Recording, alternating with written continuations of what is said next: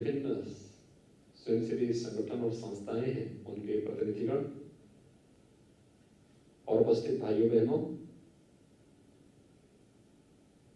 विश्व जनसंख्या दिवस के अवसर पर मैं पूरे प्रदेशवासियों को एक खुशहाल और स्वस्थ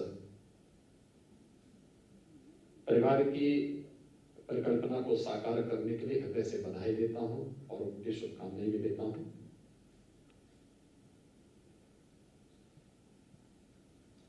पूरी दुनिया के अंदर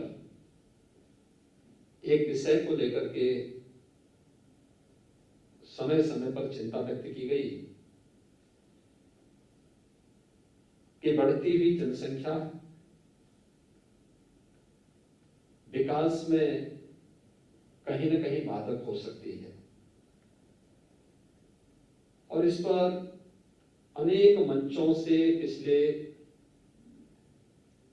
4 दशकों से निरंतर चर्चा चल रही है। जिन देशों ने और जिन राज्यों ने इस संबंध में अपेक्षित प्रयास किए, उसके वहां सकारात्मक परिणाम भी सामने देखने को मिले हैं, लेकिन फिर भी इसमें और भी प्रयास किए जाने की आवश्यकता है। और मुझे प्रसन्नता है कि विश्व जनसंख्या दिवस के अवसर पर आज उत्तर प्रदेश की जनसंख्या नीति 2021 से 30 यह जारी हो रही है। इसको जारी करते हुए मुझे प्रसन्नता की अनुभूति हो रही है कि काफी तथ्यों के साथ समाज के विभिन्न तबकों को ध्यान में रख करके इस जनसंख्या नीति को लागू करने का कार्य आज प्रदेश सरकार कर रही है। वास्तव में जनसंख्या स्थिरीकरण का जो प्रयास है, यह समाज की व्यापक जागरूकता के साथ जुड़ा हुआ है। हमें इस बात को नहीं भूलना चाहिए कि अगर समाज में जहां गरीबी है, वहां जनसंख्या वृद्धि का उसके साथ एक संबंध हो जाता है और इस दृष्टि से व्यापक जागरूकता का एक अभियान उन सभी तबकों को ध्यान में रख करके जब तक हम लोग नहीं चलाएंगे, तब तक उन लक्ष्यों को प्राप्त करने में कठिनाई होगी। और खास तौर पर जब यूनाइटेड नेशन ने दुनिया के सभी देशों से 2030 तक सस्टेनेबल डेवलपमेंट गोल्स को अचीव करने का एक लक्ष्य दिया हो और देश के अंदर आदरणीय प्रधानमंत्री जी के नेतृत्व में उन लक्ष्यों को प्राप्त करने की दिशा में प्रयास प्रारंभ हुए हों, तो देश में आबादी के हिसाब से सबसे बड़े इस राज्य के बारे में हमें अवश्य सोचना होगा, क्योंकि इसका संबंध केवल जनसंख्या स्थिरीकरण के साथ ही नहीं, बल्कि जनसंख्या नीति का संबंध हर एक नागरिक के जीवन में खुशहाली लाने और समृद्धि का रास्ता उसके द्वार तक पहुंचाना भी है।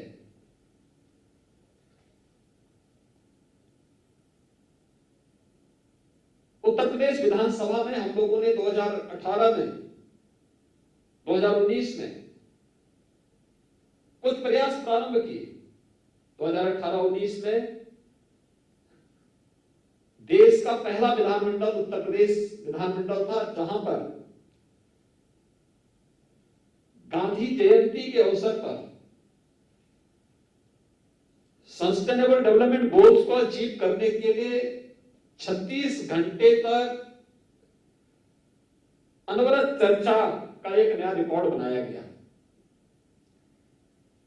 उन गोल्स को अचीव करने के लिए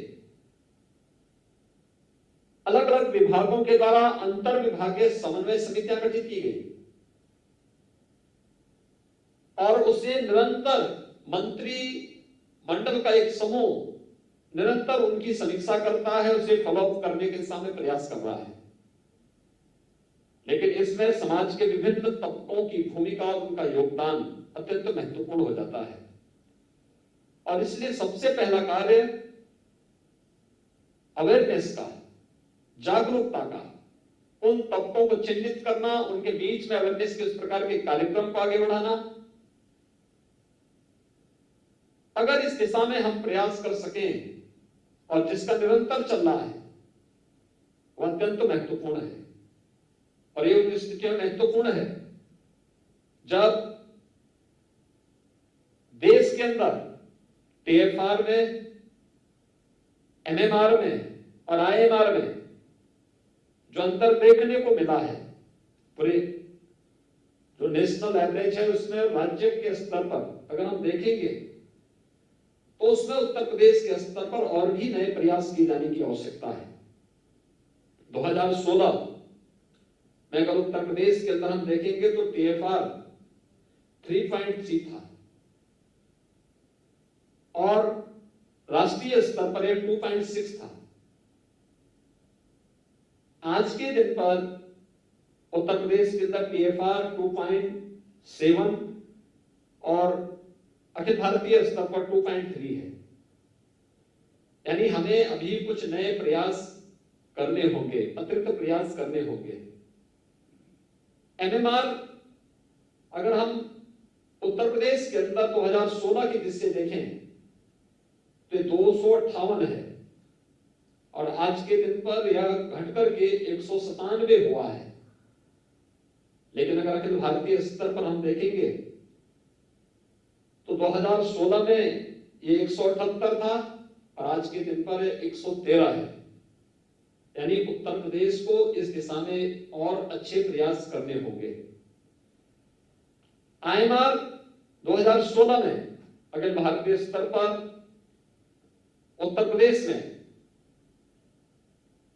53 था, आज के दिन पर यह 43 है और अखिल भारतीय स्तर पर 2016 में 42 था, आज 33 है।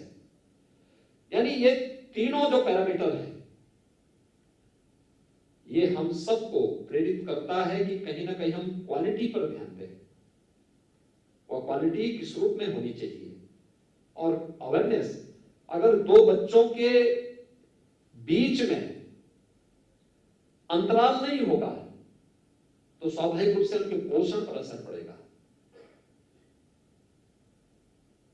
शिशु मृत्यु दर में और मातृ मृत्यु दर को नियंत्रित करने में अत्यंत कठिनाई होगी। और उन स्थितियों में हम लोगों को जिन लक्ष्यों को प्राप्त करना है, जिसमें कि नेशनल एवरेज से भी उत्तर प्रदेश पीछे है, यद्यपि पिछले 4-5 वर्षों में जो प्रयास हुए हैं उसके अच्छे परिणाम भी आए हैं, लेकिन अभी और भी अच्छे प्रयास किए जाने की आवश्यकता, और ज्यादा प्रयास किए जाने की आवश्यकता है। और उस दिशा में प्रयास करके हम लोग एसडीजी के लक्ष्यों को प्राप्त कर सकते हैं। इसलिए जनसंख्या स्थिरीकरण की दिशा में प्रयास, लेकिन इस प्रयास का आधार हमें इस बात को भी ध्यान रखना होगा कि देश की जनसांख्यिकी असंतुलन पर इसका कोई विपरीत असर भी न पड़े। हर तबके को इसके साथ जोड़ना होगा, हर एक तबके को उस जागरूकता अभियान के साथ जोड़ना पड़ेगा। मां और बच्चे के स्वास्थ्य को इसके साथ जोड़ना पड़ेगा। शासन की योजनाओं का लाभ 2014 के बाद से भारत सरकार ने आदरणीय प्रधानमंत्री जी के मार्गदर्शन में अनेक ऐसी योजनाएं लागू की हैं, जिन योजनाओं को लागू करके हम लोग एक बड़े तबके को इससे लाभान्वित कर सकते हैं। और मुझे लगता है कि उस दिशा में और भी अच्छे प्रयास किए जाने की आवश्यकता है। केंद्र सरकार और आदरणीय प्रधानमंत्री जी के मार्गदर्शन में उत्तर प्रदेश के अंदर हम लोगों ने प्रयास किए। उन प्रयासों की चर्चा स्वास्थ्य मंत्री जी ने अपने उद्बोधन में कहा भी, किया भी। लेकिन अभी भी हमारे स्तर पर जो नए प्रयास होने हैं उसमें अंतर विभागीय समन्वय के माध्यम से उसके बेहतर परिणाम आ सकते हैं। ये केवल यहीं पर ही नहीं, केवल स्वास्थ्य, चिकित्सा, शिक्षा और परिवार कल्याण विभाग से संबंधित नहीं,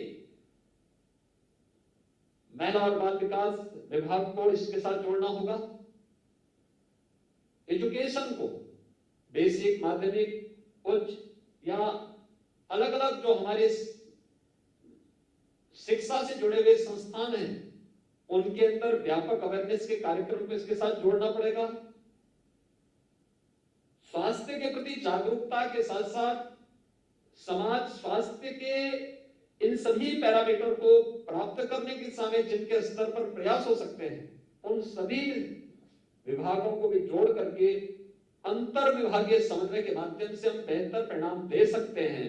यह हमें विस्मृत नहीं करना चाहिए, क्योंकि हम लोगों ने अंतर विभागीय समन्वय के माध्यम से न केवल दिमागी बुखार को नियंत्रित किया है, बल्कि अंतर विभागीय बेहतर समन्वय के माध्यम से वैश्विक महामारी कोरोना को भी उत्तर प्रदेश ने बहुत अच्छे प्रबंधन के माध्यम से नियंत्रण की ओर ले जाने में सफलता प्राप्त की है।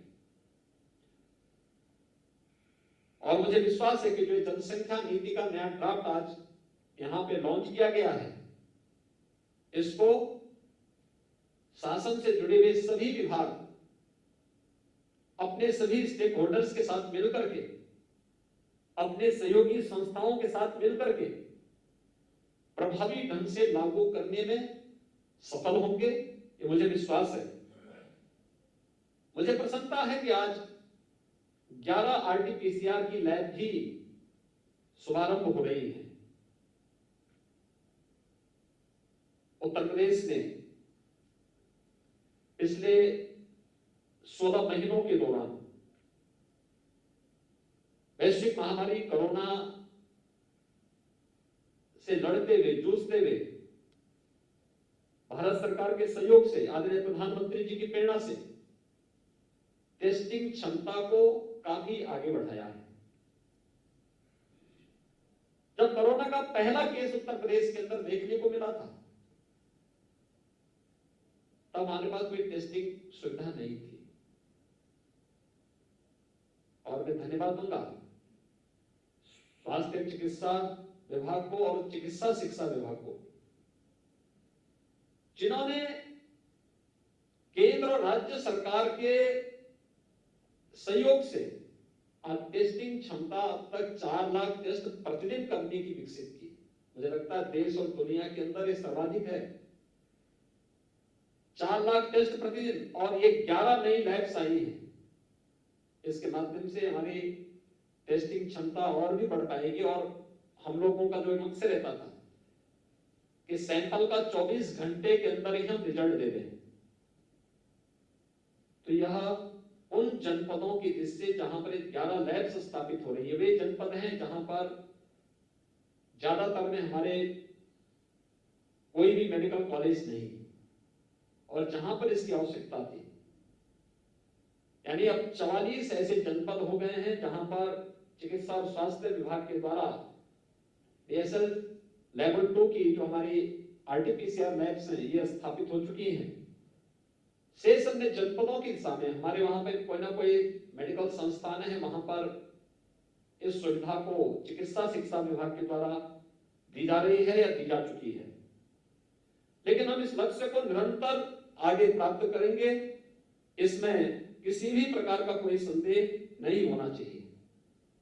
टेक्नोलॉजी का बहुत महत्व हो सकता है, और हम लोगों ने विगत 4-4.25 वर्ष के अंदर इस बात को महसूस किया होगा। शासन की योजना बिना किसी भ्रष्टाचार के अगर समाज के अंतिम पायदान पर बैठे हुए व्यक्ति तक पहुंचे और लाभार्थी योजना का भरपूर लाभ ले सके, 100% लाभ ले सके, तो मानना चाहिए कि शासन की योजना सफल हुई और ये टेक्नोलॉजी से संभव हो पाया। मुझे प्रसन्नता है कि आज प्रदेश के अंदर स्वास्थ्य केंद्रों के बारे में जानकारी लेने और उनकी हर एक गतिविधियों पर नजर रखने के लिए एक CHC-PHC लैब का शुभारंभ भी आज यहाँ पर स्वास्थ्य और चिकित्सा शिक्षा विभाग के द्वारा किया गया है। यह प्रदेश के अंदर जो हमारे लगभग 4600 से अधिक सीएससी पीएससी हैं, इन सब के उन्नयन में तो योगदान देगा, क्योंकि ये ऐप आज के दिन पर इसलिए महत्वपूर्ण है। हम लोग वर्तमान में हर एक सीएससी पीएससी को किसी न किसी जनप्रतिनिधि या समाज के किसी न किसी मानिंद व्यक्ति के द्वारा उसे गोद लिया गया है। और जब वो व्यक्ति उन स्वास्थ्य केंद्रों के साथ जाता है तो अक्सर बहुत सारे लोग ऐसे होते हैं जिन्होंने कभी विजिट नहीं किया केंद्र में, लेकिन आके हमारे पास शिकायत करते हैं। आज हम ऐप को दिखा के उसे कह सकते हैं, आप बताइए कौन सा केंद्र आपका है और आप कितनी बार विजिट किए, हमें एक बार बताइए। दूसरा, वहां क्या क्या सुविधाएं हैं हम उसको बता सकते हैं कि वहां इतने चिकित्सक हैं, इतने बेड्स हैं, ये फैसिलिटी वहां मौजूद है और ये सुविधाएं हम आने वाले समय में इसको देने जा रहे हैं, दवा की स्थिति ये है। ये कुछ सामान्य जानकारियां भी उनको उपलब्ध कराई जा सकती है। तो इस दृष्टि से मुझे विश्वास है कि हम टेक्नोलॉजी को और अपग्रेड करते हुए इस दिशा में प्रयास करेंगे। और मेरा ये मानना है सीएसआर से हो और अन्य संस्थाओं के सहयोग से भी, जनप्रतिनिधियों के सहयोग से भी हमारा प्रयास होना चाहिए कि हर सीएससी पीएससी तक हमें हेल्थ एटीएम को पहुंचाना चाहिए। एक नया प्रयोग होगा ये स्वास्थ्य विभाग में टेक्नोलॉजी का इस्तेमाल करते हुए, क्योंकि जितने हमारे अभी तक सीएससी पीएससी हैं इसमें जितना मैन पावर होना चाहिए तमाम प्रयासों के बावजूद उपलब्ध नहीं। ये हेल्थ एटीएम हमें वहां पर तत्काल काफी बड़ी संख्या में जांच की सुविधा तो उपलब्ध कराएगा ही, टेली कंसल्टेशन की सुविधा भी उपलब्ध कराएगा। जिन विशेषज्ञों का अभाव जिस सेंटर में होगा वहां पर उन लोगों को वहां पर विशेषज्ञ चिकित्सीय सुविधा उपलब्ध कराने में हेल्थ एटीएम बहुत बड़ा रोल अदा कर सकता है। और हमें इस दिशा में एक प्रयास प्रारंभ करना होगा। मुझे प्रसन्नता है कि आज यहाँ पर दो नौ दंपतियों को एक सगुन किट का वितरण भी हुआ है। मुझे विश्वास है कि स्वास्थ्य और